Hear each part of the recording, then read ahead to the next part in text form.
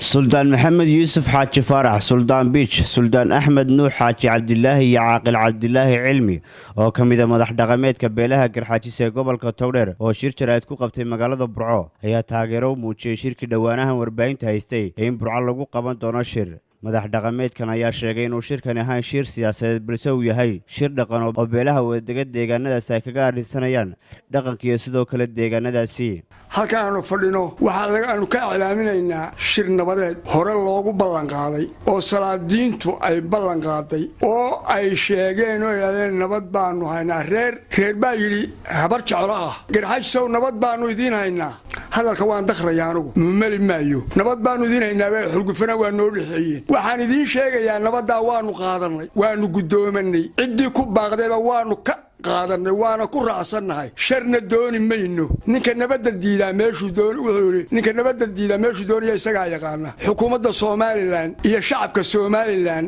iyo beelaha Soomaaliland waxa la isugu iman karaa dhamaantood waa nabad colaadi inama dhaqdo tiibaanu wadnaa waxaanu doonaynaa oo anigu aan ka hadlayaa wuxuu yiri nin baa gabiyo wuxuu yiri Cabdilaahi oo nabaddu waa caana ku rarane waxaan leeyahay Soomaaliland ay nabaddu waa caana ku rarane haqiraaf nabadda cidna eedayn mayno cidna wax ka sheegi maayo siyaasadna ka hadli maayo faragelin maayo laakiin shirka waanu u baahan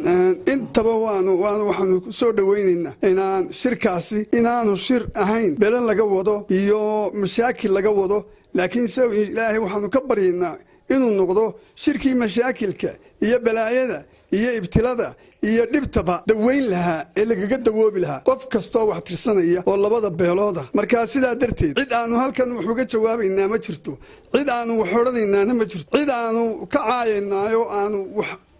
ka sheegaynaana ma jirto waxa kaliya aanu ka sheegaynaa waxa weeye inaanu shirka ay lagu dhawaaqay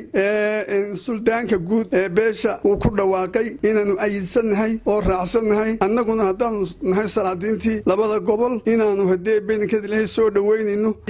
nabigeenu calayhi salaatu wasalaam markii uu ka hadlayay nabadda wuxuu islaamnimadii wuxuu ka horeysiiyay nabadda allahumma inna nasaluka al-amn wal-iimaan buu nabigu haddaan annagoo ah oday salaadiintii gobolka Togdheer ahna salaadiintii beelaha garxaajis wuxuu shirkan jaraa'id aanu maanta qabanana aan ku taageeranaa shirka qaran ee labada beelood ee beesha hebar jeclo iyo beesha garxaajis ay wadaan salaadiintooda ay wadaan baanu shirkan ku taageeranaa shirka ay hogaaminayaan beelaha salaadiinta labada beelood ee u horeeya Suldaan Maxamed Suldaan Xarsaqani waxaanu halkan ku soo dhaweeynaa haddaan anagoo ka hadlana gobolka Togdheer guud ahaan oo ka soo jeedna labada beelood ee maanta shirka loogu baaqay labadaba ka soo jeedna gaar ahaanna ka sii jeedna beesha garxaajis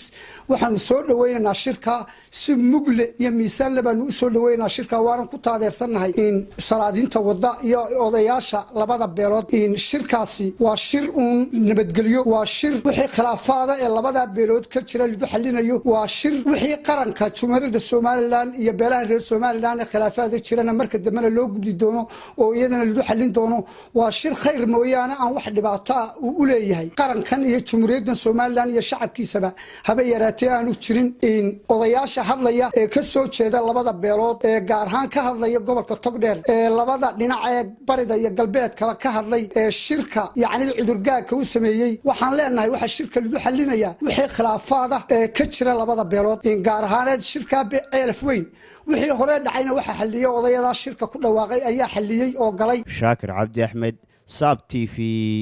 Burco adeega cusub ee shirkadda Dahabshiil iyo Dahab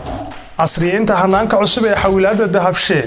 haddaba macmil adeegan cusub ee casriga ahi waxa uu ku sahlayaa in adigoo jooga gurigaaga hoose goobtaada shaqo aad lacag ugu xawishid asxaabtaada iyo ehelkaaga jooga daafaha dunida